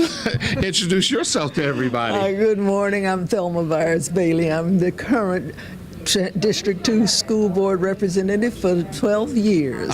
For almost as long as I've been at the station, just you're stepping down. Why this support? Well, I'm stepping down because I came on the board for a vision, and in the 12 years I've been on the board, I've accomplished the things I came here to do. But I'm stepping down because I believe in the vision that she has for District 2, and she's going to take it forward to places where I have never even thought. Now, we're going to start with some questions for both of you. Just and maybe you can address this, and then you can talk about what you think about this. There have been concerns from some parents, like in the situation down at Audrey Kell and some other school. I can't talk about personnel issues, but how do you feel about parents and teachers concerned about the district's lack of notification about certain issues like that? Well, the district has rules and procedures and laws that we have to abide by, and we cannot notify. There's some things we can't discuss at all, and then there's some things that we can't discuss until the issue is ripe. And so I know that that's frustrating to parents and community. I get that, but it would be even more disappointed with us if we got sued for doing something we shouldn't have done. We don't want another lawsuit in Mecklenburg County. Just what are some of the things you think are most important? We asked you why you're running, but that faces the school board, and what do you hope, if elected, you'll be able to do? Sure. So I think we have school board members that are very passionate about children and parents and teachers and all those things. But I also think we need to challenge the community more to get engaged in CMS. Sometimes there are barriers for the community to actually get involved and take more ownership in the schools. In District 2 specifically, we definitely need to make some changes around that. I have some initiatives that I already have started to move forward, and getting on the school board will just help those initiatives move a little bit faster, hopefully. Well, good luck to you. And the first endorsement today, right? So that's pretty good. Right. You bought your own endorsement. Works. I love the purple shirt. And it's a blessing when it happens. Well, thank you so much. Thank you. Good luck to you, and thank you for all of your service. So good to see you again. That's just one of them. We got some other folks here. I don't know if Mr. Campbell wants to speak. He's in there. He's also running for school board. We'll talk to him in a few minutes. And Mr. Kings is still outside. He's running against Tijuana Brown in that district, that contested district. Well, that district will be contested, the one that she has spoken about, that she wants to continue to keep that office.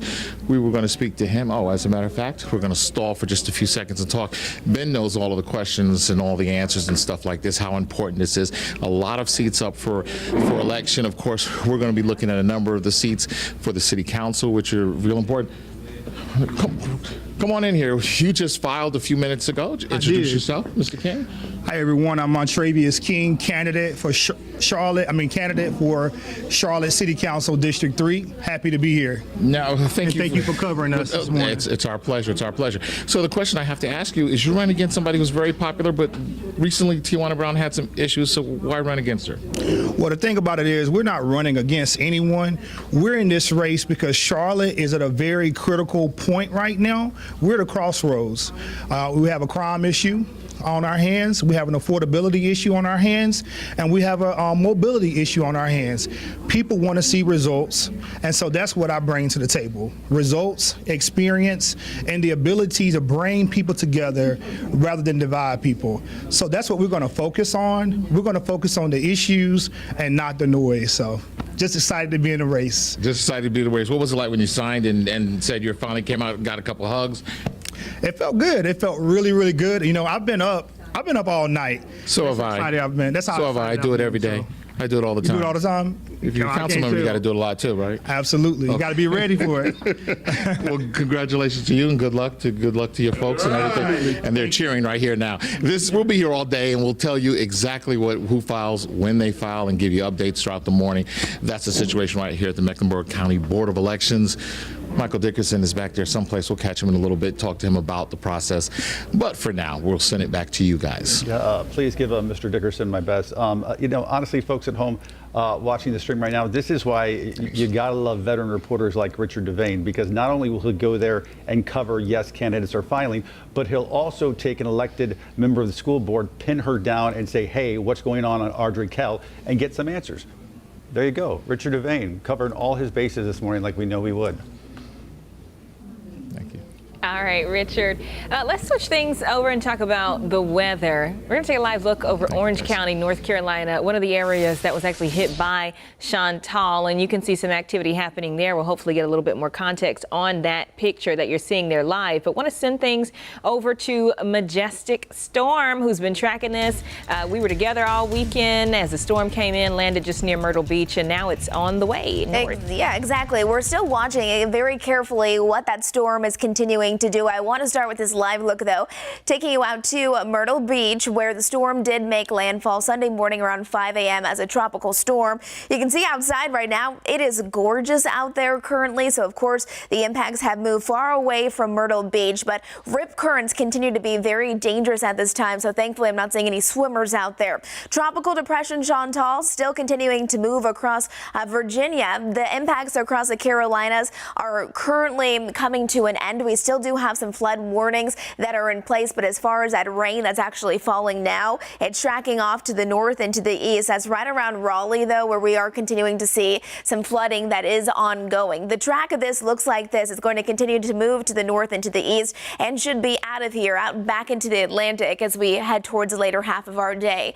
As far as the rain totals go, yesterday we were weather alert for areas east of I-77. We were watching those impacts for us here locally. We were concerned that some of our eastern counties could get pockets of heavy rain that could lead to some flooding, even flash flooding. And for the most part, we dodged a lot of it. Here's a look at some of those rain totals from yesterday. Wadesboro, Albemarle did pick up some rain, heavier pockets out towards Rockingham. But you can see as that storm turned to the north and to the east, that's where the heaviest rain did pile up, which does make sense. Again, there's some rain totals a little closer to the coast as that storm made landfall again Friday or Sunday morning at about 5 a.m. Now those rip currents are going to continue to be quite dangerous today. High surf as well as we're heading through our Tuesday, and then back on track as we're looking towards Wednesday and Thursday. Here back at home, it is beautiful. The big story today is how nice it's going to be, summer-like. Yesterday, the impacts of that storm was that a lot of us, we stayed dry, but it was rather cloudy and cool with temperatures only into the 80s. Today, we're cranking up the heat and humidity. At times, it's going to feel like we're over 100 degrees. By the middle half of our work week, that's when those rain showers and thunderstorms will start to move back through. Look at these high temperatures yesterday. We all struggled to warm, but I know many of you were not complaining, where we did see some of those higher rain totals set up out towards Wadesboro and Rockingham. You can see those daytime highs were only into the 70s. Again, yesterday we topped off at 86 degrees, and today 96 is what we're forecasting across the Charlotte metro area. Beautiful day today across the mountains. 80 degrees in Banner Elk, 83 in Boone and Fleetwood, low 90s across the foothills. Hickory Hickory, plan for low 90-degree temperatures this afternoon. 90 right on the dot, 96 out there towards Gastonia and Shelby. But remember, once you add in the humidity, at times it's going to feel like we're over 100 degrees. 94 degrees today in Lancaster, and you can see our hourly heat index forecast. Remember, that's the combination of our air temperature once you add in the humidity, what it actually feels like. Once we head into that noon time frame, even 1 o'clock, it's going to feel like we're at 99 degrees, and then back into the triple digits around 4 or 5 o'clock. So if you work outside, make sure you're prepared for that heat returning today and tomorrow. Temperatures start to drop Wednesday, Thursday, and Friday, but as those temperatures drop, the precipitation will increase. Now, we do have a 20% chance of a random pop-up shower as we're heading towards the afternoon. This is typical for our summer forecast. Everyone mainly will stay dry, but again, we can't rule out a random pop-up shower or storm. Waking up tomorrow morning for our Tuesday, it's going to be beautiful. Another sunny start to the day. And then tomorrow's forecast is basically a rinse and repeat. However, it will be a little bit warmer. As we're heading towards Wednesday, we'll start out the day really calm and quiet. No problems out there. But Wednesday afternoon, stopping clock at 4 o'clock here. That's when we could see some more rain showers move in, some thunderstorms as well. Brief heavy downpours, even gusty winds. There's 9 o'clock. You can see the dark shades of oranges and reds here indicating where we could see some heavy downpours. So we'll be watching to see how fast those storms move and really if there is going to be a concern with that. Right now, Storm Prediction Center doesn't have any severe weather in their forecast until Tuesday and Wednesday. Really, Tuesday, it is a very, very low end risk, but on Wednesday, I think we'll have to watch out to see if any of those storms actually do turn strong to severe. All right, there's that 7-day forecast. Warm today and tomorrow, and then starting to cool down towards the middle half of our week. That's when those rain chances will increase. Becca.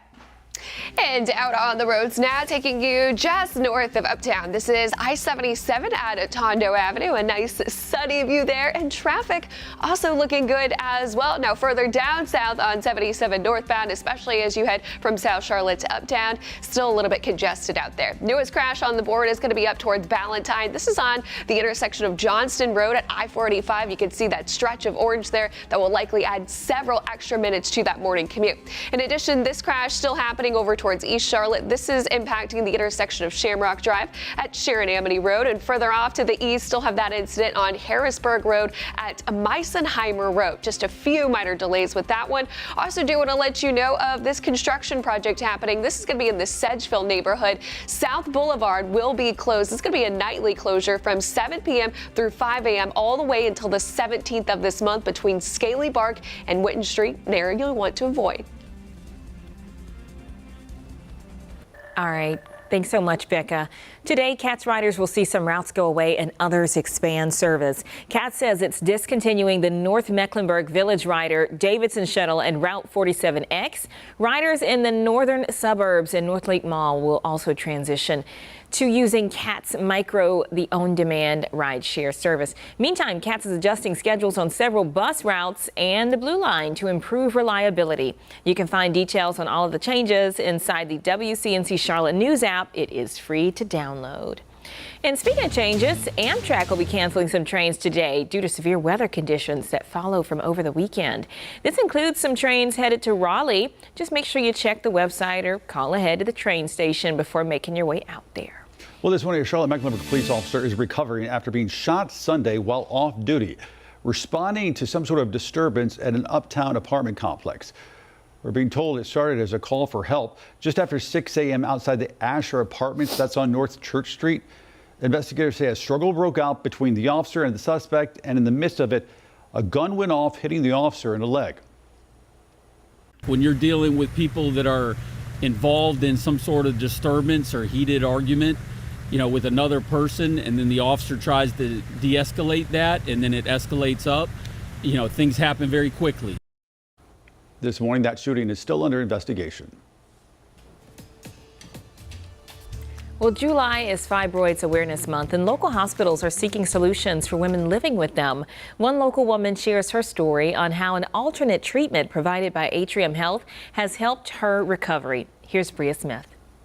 This is not the norm. I should not normally feel like this. I should not feel this drained. I didn't feel like myself. It's how Shanika Jefferson describes her symptoms before being diagnosed with fibroids in 2023, including things like frequent menstrual cycles, heavy bleeding, and severe cramping. I was energy drained during that time. I didn't know when it was going to come on. I didn't know when it was going to go off. I could not pinpoint it. It was heavier, painful. Jefferson's story being an example of the importance of months like July would bring more attention to fibroids awareness. But just that initial thing of listening to your body, because when we get our annuals, we always think that's our preventive care. But then when you think about a fibroid, like you don't know you have it until it's consumed your body. Studies show 80% of Black women will experience uterine fibroids in their lifetime. Jefferson says stories like hers and more awareness can promote proactivity and early detection. I asked about all of my options because surgery was not an option for me. 3 months down, I could not do. I'm a single mother. I didn't have anyone to take care of me nor my child in that capacity. I couldn't do the mastectomy because that's still 6 to 8 weeks down. But ultimately, Jefferson says it comes down to knowing and listening to your body when deciding the right treatment for you. Knowing that Sonata was out there, there was no downtime, of course, other than the day of the procedure. But just knowing that that option was there to where even if I never have children again, it's just for me, it was the peace of mind of knowing I don't have to go through this process of being cut on. It actually shrinking it and me starting to actually say, okay, this is working. If you're someone suffering from fibroids and want to learn more about Jefferson's story or about the Sonata treatment, visit WCNC.com. In Charlotte, Bria Smith, WCNC Charlotte. 8:46 right now here on WCNC Plus. And this morning we know the city's animal shelter has reunited 4 dogs with their families over the weekend after, those dogs ran off during fireworks. This is why we told you leading up all last week to make sure that you had your pet secured. If your pet is still missing this morning, CMPD Animal Care and Control says to check its website. And not only that, if you still don't see your pet, you might want to visit the main shelter in person. And as we talk about the 4th, get a look at this. A firework display gone wrong. A boat that had been modified into a fireworks platform Friday night malfunctioned during a 4th of July show and led to this. Wow. According to the Alabama Law Enforcement Agency, 6 people were injured and taken to the hospital for treatment due to the unlicensed display. Authorities say firing over crowded areas, marinas, or boats should be avoided as embers can land and start fires. Back here at home, Charlotte Fire says a rooftop fire was caused by fireworks. It happened on South Kings Drive in Midtown. Luckily, no one was hurt. Turning now back to the devastating floods in Texas. You're taking a live look right now. As you can see, some crews report to work now there this morning. The river in the background subsiding significantly from what it was just this past weekend when those high waters swept away people, buildings, cars, you name it. This is just an idea of some of the damage there in the area of Kerrville. And we know search and rescue efforts continue as we speak. Meantime, the White House now on the defensive. Some officials being criticized over funding cuts and shortfalls at the National Weather Service, asking if that actually led to underestimating the rainfall there. It comes as President Trump is expected to visit that area sometime later this week. NBC's Alice Bard now following the developments from Washington this morning. President Trump back in Washington pledging support for flood-ravaged Central Texas and planning to visit later this week. I would have done it today, but we'd just be in their way. While pushing back on questions about whether cuts to the federal government left key vacancies at the National Weather Service. They did not. They did. I'll tell you, if you look at that water situation, this is a 100-year catastrophe, and it's just so horrible to watch. That as critics called for an investigation into staffing levels at the offices responsible for issuing flood warnings. I know there are a number of important vacant positions and that I and others have been asking for some time how this affects our preparedness here and ability to give alerts. The legislative director for the National Weather Service Employees Union said the offices did have enough meteorologists to respond while raising concerns about unfilled senior positions. The National Weather Service released its timeline of alerts starting early Thursday and noting a 1:14 a.m. warning that triggered cell phone alerts. The White House saying the NWS did their job, while in Texas, the long and painful job to recover amid so much loss is just beginning. Today at the White House, President Trump is hosting Israeli Prime Minister Benjamin Netanyahu as pressure is mounting for a ceasefire in Gaza. At the same time, the White House sending letters today pressing multiple countries to reach trade deals with a deadline for those far-ranging deals originally set for Wednesday, now pushed to August 1st. In Washington, Alice Barr, NBC News. All right, good Monday morning, everyone. Let's take a look at our weather forecast as we are heading into a new week now. It is going to be a beautiful start to the day. It's already gorgeous out there right now. A live look currently, not even a single cloud in the sky. Today, we are bringing back not just the heat, but the humidity as temperatures rise back into the mid to upper 90s. Once you add in the humidity, it could feel like we're over 100 degrees at times today and tomorrow. And then by the middle half of our week, that's when those rain and storm chances will increase.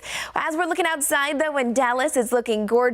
Temperatures right now for us here in Charlotte, about 76 degrees. Our dew points are definitely up there, but we're not seeing that heat index quite yet. So it's going to feel hotter than those actual air temperatures, especially later on in the afternoon. Yesterday's high temperatures were cool. I mean, before yesterday, we were on a streak, a 17-day streak of at least 90-degree temperatures. So hopefully you enjoyed that cool down. It's all thanks to what was Tropical Storm Chantal. It brought in a lot of cloud coverage for us, which prevented us from getting too hot, but we also were watching for pockets of heavy rain that we did see for some of our counties east of I-77. Forecasted highs today, again, back on track to hot and humid conditions. It's going to be 82 degrees, though, up towards Jefferson, a little bit more manageable. 96, though, out there in Lincolnton, and 95 for Wadesboro today. Once you add in the humidity, you can see as we progress throughout the afternoon, by about 1 o'clock, it's going to feel like we're into the upper 90s, and then 4 or 5 o'clock, possibly about 101 degrees. So make sure you're staying hydrated. You're taking breaks from the heat if you have to be outside for an extended amount of time. And we're going to stay hot not just today, but getting even hotter by tomorrow. Temperatures eventually start to drop back towards where we should be for this time of the year. You can see as temperatures drop, the percentages for rain chances will increase at that same time. So by Wednesday, Thursday, and Friday, we'll have more opportunity for rain showers across our area. Satellite and radar right now, not seeing any problems for us here locally. It's beautiful outside, but I do want to walk you through our futurecast because we do have a small chance for a random pop-up shower storm today. Just those thunderstorms that we could see in our summer-like weather pattern. That's nothing too out of the ordinary. And then as we're heading into our Tuesday, starting out nice, looking really beautiful early in the day, and then again about a 20% chance for a pop-up shower or storm. Now on Wednesday, that's when we'll start to see some changes move back into the area. Quiet for the first part of the day, but as we're heading through Wednesday afternoon and evening, we'll start to see some rain showers move in, heavy at times, even the possibility of seeing some storms. With that wave of moisture, look at some rain that we could see. This could be a bit problematic if those are slow-moving storms. We may be dealing with pockets of flooding. We'll keep you up to date with that as we continue to learn more. Becca, how are the roads this morning? Still got that active crash over towards the University City area, and this is impacting those inbound lanes just before I-45. Now, there are two separate crashes within this picture. One is on the shoulder, and then the second crash that happened about 20 minutes after is blocking that right-hand lane. So currently, though, 3 lanes are open with that road. Outside right now, you can see a couple of other incidents have popped up, including this one over towards the Ballantyne neighborhood. And this is a crash on the intersection of Johnston Road just before I-45, a stretch of orange indicating some delays there. In addition, over towards East Charlotte, Albemarle Road at Grafton Place. This is just before you hit North Sharon Amity Road, a stretch of delays associated with that incident. And then I-85 southbound. This is at Sugar Creek Road.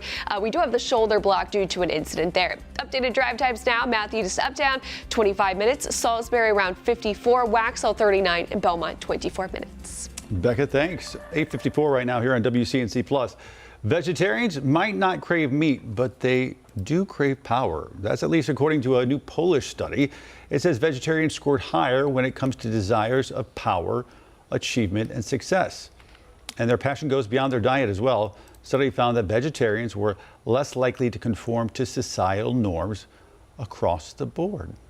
Perhaps a little more disciplined. Yeah, I got a lot of friends with great discipline, vegetarian friends. I guess they're very powerful too. That's right. That's right. All right, folks, we're going to take a quick break right now as we take a live look right now inside of our Live Impact Stream Center right there. Jane Monreal, bottom left, getting ready for the 9 o'clock hour. She's going to have all the live breaking events as they happen and as they come into our newsroom. Keep it right here on WCNC Plus.